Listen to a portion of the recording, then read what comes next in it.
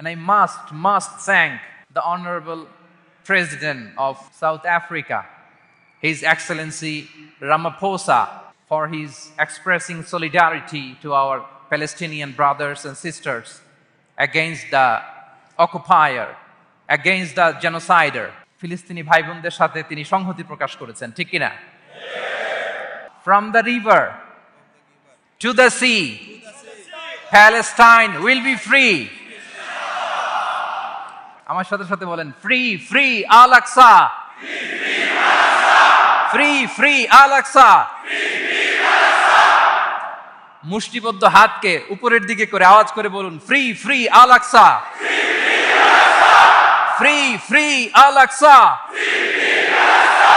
Free free আল আকসা। আল্লাহ তাআলা আমার মজলুম ফিলিস্তিনি ভাই বোনদেরকে হেফাজত করুক। আমাদের সেই প্রাচীন কেবলা মসজিদুল আকসাকে আল্লাহ তাআলা হেফাজত করুক। জালিমদের হাত থেকে, দখলদারদের হাত থেকে এই পবিত্র ভূমিকে আল্লাহ তাআলা মুক্ত করুক। আওয়াজ করে সবাই পড়ুন আমিন। সুবহানাল্লাহ। আপনাদের সাউথ আফ্রিকা দেখে তো আমি অবাক। প্রাকৃতিক সৌন্দর্যের লীলাভূমি, পুরো দক্ষিণ আফ্রিকাটাই যেন একটা সাফারি পার্ক। আলহামদুলিল্লাহ, চমৎকার দেশ, চমৎকার, অসাধারণ। এই 3-4 দিনের অভিজ্ঞতা আমি যেটা দেখলাম, একটা চমৎকার ভূখণ্ডে আল্লাহ তাআলা আপনাদেরকে কবুল করেছেন। আমি জানতে পেরেছি যে এখানকার অধিকাংশ ভাইয়েরা ব্যবসায়ী। আলহামদুলিল্লাহ। ওয়া হাল্লাল্লাহুল বাইআ ওয়া হাররামার রিবা। আল্লাহ ব্যবসাকে হালাল করেছেন, সুদকে করেছেন হারাম। সুদের সাথে মুসলমানের কোনো সম্পর্ক নাই। সুদকে না বলুন, ব্যবসা করুন। ব্যবসায় বারাকা, ব্যবসায় বারাকা। রিজিকের 10 ভাগের 9 ভাগ আল্লাহ তাআলা ব্যবসার ভেতরে ঢুকিয়ে দিয়েছেন। পরিশ্রম করতে হবে। পরিশ্রমে লজ্জা নেই, লজ্জা অলসতায়, ঠিক কিনা বলেন? হাড় ভাঙ্গা পরিশ্রম করুন, উপার্জন করুন, এতে বারাকা আছে। এই যে ব্যবসা করে আপনারা বাংলাদেশের টাকা পাঠাচ্ছেন, আমার দেশের অর্থনীতির চাকা সচল থাকছে আপনাদের পাঠানো টাকায়, আপনাদের রেমিটেন্সের টাকায়। You are the remittance fighter.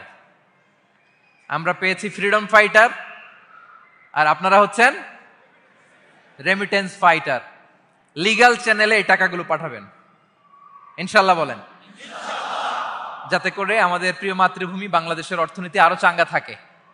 এত ঝড় ঝাপটার পরেও আমাদের বাংলাদেশের অর্থনীতি কিন্তু নিচে নামে নাই। এর কারণ আপনারা ভালো থাকলে ভালো থাকবে বাংলাদেশ। আলহামদুলিল্লাহ পড়েন। আর হালাল মেনটেন করতে হবে ব্যবসায়। হারামের সাথে আমাদের কোনো সম্পর্ক, হারামকে আমরা না বলে দিব। আজকের এই নিজামিয়া কমপ্লেক্স থেকে আমরা হারামকে না বলবো। আওয়াজ করে বলেন নো। হারামের সাথে আমাদের কোনো সম্পর্ক নাই। হালাল, হালালে বারাকা। হালাল অল্প হইলেও এর মধ্যে বরকত ঢুকায় দিয়েছে কে?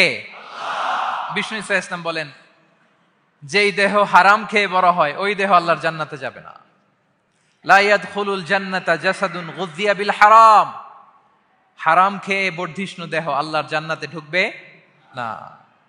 মক্কাতুল মুকাররমাতে এক লোক কাবা তাওয়াফ করতেছে আর ইয়া রব, ইয়া রব বলে আল্লাহর কাছে দোয়া করতেছে।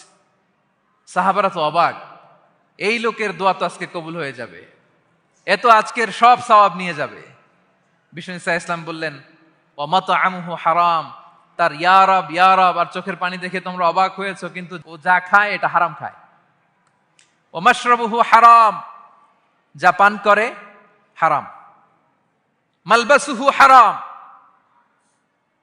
ওর গায়ের জামাটা হারাম। ওয়া গুযিয়া বিল হারাম, খাবার দাবার সবই হারাম। ফাআন্না ইউস্তাজাবু লাহ, তার দোয়া কেমন করে কবুল হবে? জিহাদের ময়দানে যে সাহাবী সর্বপ্রথম তীর মেরেছেন তার নাম সাদ ইবনে আবি ওয়াক্কাস রাদিয়াল্লাহু তাআলা। তিনি বিশ্বনবীকে বললেন, ইয়া রাসূলুল্লাহ উদু আল্লাহ আইয়াজআলানি মুস্তাজাবাদ দাওয়া। হে নবী, আপনি আমার জন্য দোয়া করেন আল্লাহ যেন আমাকে মুস্তাজাবুদ দাওয়া বানায়। মুস্তাজাবুদ দাওয়া মানে এমন ব্যক্তি যে ব্যক্তি দোয়া করতে দেরি কিন্তু সে দোয়া কবুল হতে দেরি হয়। বিশ্বনবী বললেন, ইয়া সাদ, তোমার মুস্তাজাবুদ দাওয়া হওয়ার বড় শখ। আতিব মাতআমাক, যেটা খাবা হালাল খেও। তাকুন মুস্তাজাবুদ দাওয়া, যেটা খাবে হালাল খেও, হালাল খেলেই তুমি মুস্তাজাবুদ দাওয়া। Your food should be halal, your drinks should be halal, your fashion should be halal, your entertainment should be halal. আপনার সব হালাল হইতে হবে। আল্লাহ তৌফিক দান করুক, পড়েন আমিন।